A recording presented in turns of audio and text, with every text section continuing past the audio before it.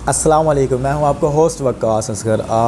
अगर आपने 149 PMA long course में अप्लाई किया है तो ये वीडियो आपके लिए बहुत ज़्यादा हेल्पफुल है। यहाँ पर हम 3 बेसिक क्वेश्चन उनको डिस्कस करेंगे। सबसे पहला क्वेश्चन, अगर आपने अप्लाई किया और आपकी रोल नंबर स्लिप आ गई है, क्या आप उस डेट को एक्सटेंड करवा सकते हो? अगर आपकी तैयारी नहीं ठीक है, उस डेट को आपको कोई इशू है, कोई काम है, क्या आप उस डेट को एक्सटेंड करवा सकते हो अपने टेस्ट की? जी, आप बिल्कुल करवा सकते हो। और आप कैसे करवा सकते हो, इसका मेथड मैं इस वीडियो में बताऊंगा। दूसरा क्वेश्चन ये है कि अगर आपने अप्लाई किया हुआ था और आपकी अभी तक पेंडिंग आ रही है, 5 दिन गुजर गए, 8 दिन गुजर गए, तो वो अप्रूव कब होगी?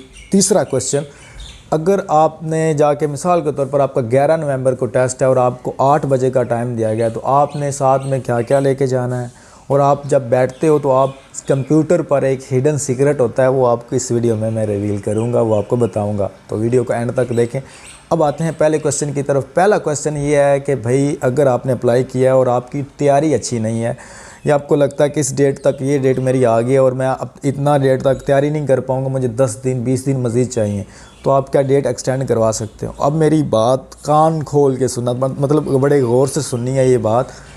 आप जो डेट है ना, वो बिल्कुल एक्सटेंड करवा सकते हैं। उसका एक तरीका है और जेन्युइन तरीका, और सारा हम अप्लाई कर चुके हैं, और इसमें 110% कोई किसी किस्म का क्वेश्चन नहीं है कि भाई ऐसा होता है। वो ये है कि अगर आपकी 11 डेट है ना, 6 डेट है, 11 नवंबर है, तो आप 11 नवंबर को ना जाएं।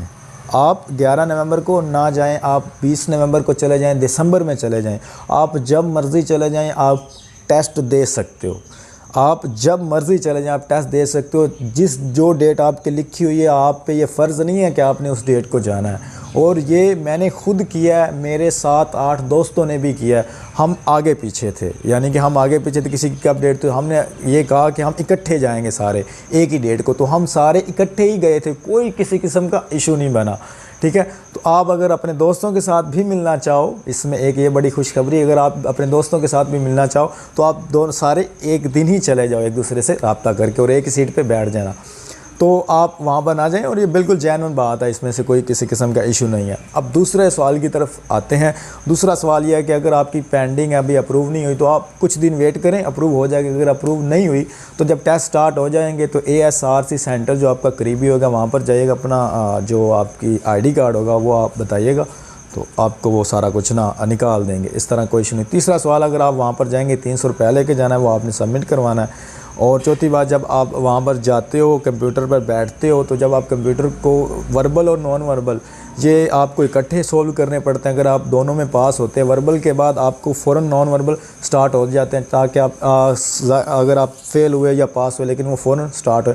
नॉन वर्बल और वर्बल जब दोनों आप कंप्लीट कर लेते हो, फिर आपको रिज़ल्ट शो होता है, उसमें आपके नंबर नहीं होते, आपको ये लिखा होता है कि आप पास हो या फेल हो। अगर आप पास हुए तो एकदम एकेडमिक शुरू हो जाता है, अगर आप फेल हुए तो आपको कहते हैं कि try for the next time. ठीक है, तो अगर आप एकेडमिक कर लेते हो तो फिर आपको फिर आता है रिज़ल्ट, फिर भी नंबर नहीं बताते। फिर अगर आप पास हो तो कांग्रेट्स, और अगर आप फेल होते हो तो वो कहते हैं कि जी try again for the next time. और इसमें एक हिडन सीक्रेट ये है कि अगर आपने वर्बल, नॉन वर्बल या एकेडमिक टाइम से पहले कर लिए हैं तो आपने इंटर नहीं दबाना, आपने सबमिट नहीं करवाना। ठीक है, क्योंकि इसमें जो की है वो आगे पीछे हो सकती है और आप फेल हो सकते हो।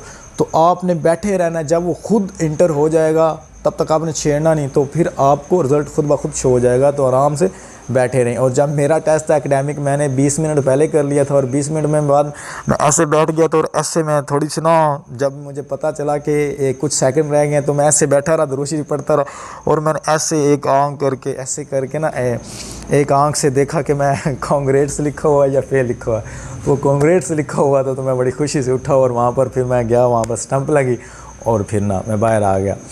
तो ये थी। और अगर आपको कोई क्वेश्चन है तो आप मुझसे पूछ लें, और जो डेट एक्सटेंड करने का वो फॉर्मूला मैं आपको बता चुका हूँ। मुझे दीजिए इजाज़त, अल्लाह हाफिज़।